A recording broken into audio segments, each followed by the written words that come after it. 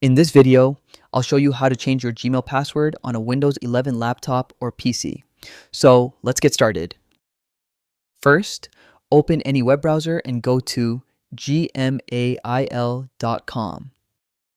Log in with the account whose password you want to change. Once you're logged in, click on your profile icon at the top right corner. From here, click Manage your Google account. On the next screen, click Security and Sign In from the left panel. Now, click on Password. For security reasons, you may need to enter your current password. On the next screen, enter your new password. Then re-enter it to confirm. Once done, click Change Password.